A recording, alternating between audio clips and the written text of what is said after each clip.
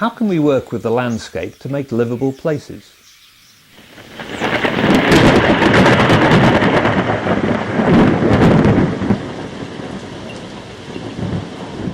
People used to understand how to build in the landscape. They'd learned the hard way. Traditions were established.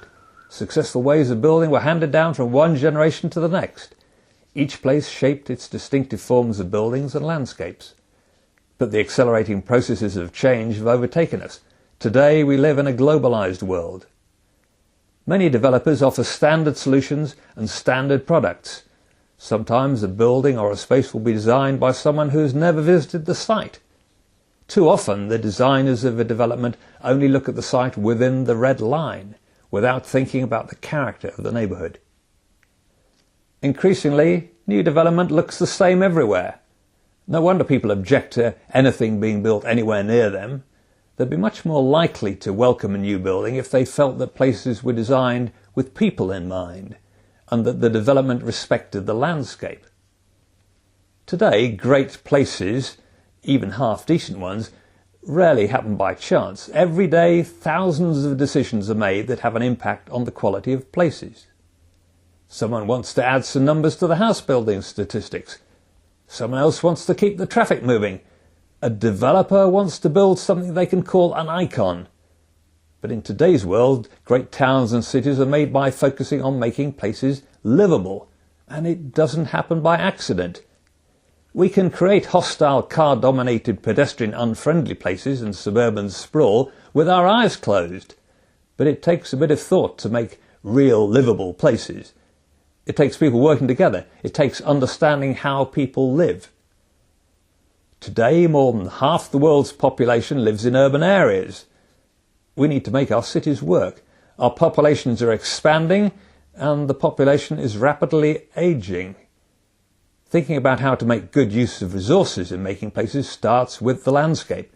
We need to work with the landscape, not against it.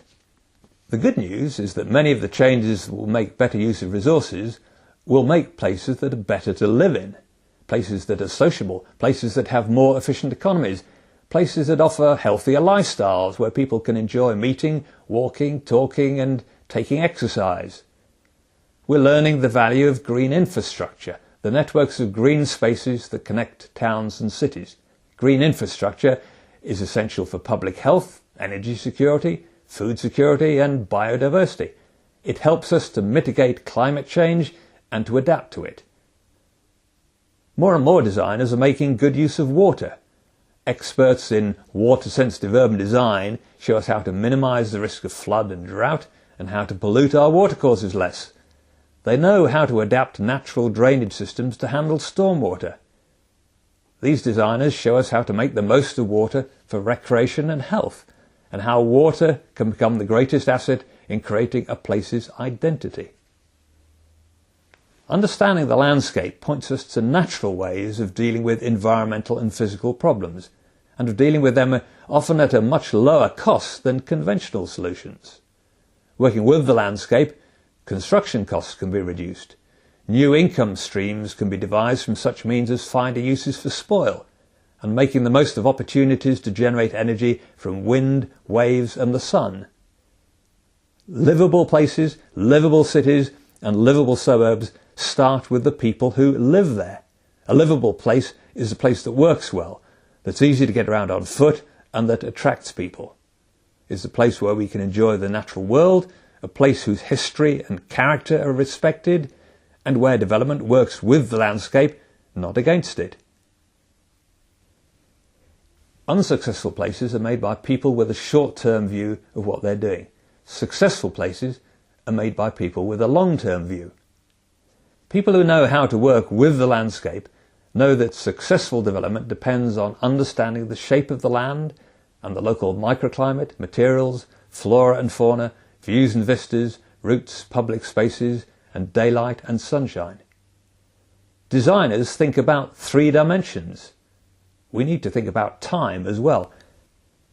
We need to design for livability and for change. The best highway engineers design roads that are also public spaces, places for people to walk and to cycle. Successful planners work with the people they're planning for. They take account of the need for buildings and spaces to adapt to a future that will be different in unexpected ways. These planners learn from seeing how development that they have planned and approved works out in reality. Imaginative architects design flexible buildings and spaces that will respond to changing needs. The best house builders take a long-term stake in the communities they are creating, and the best landscape architects show how working with the landscape can be the key to making places that last.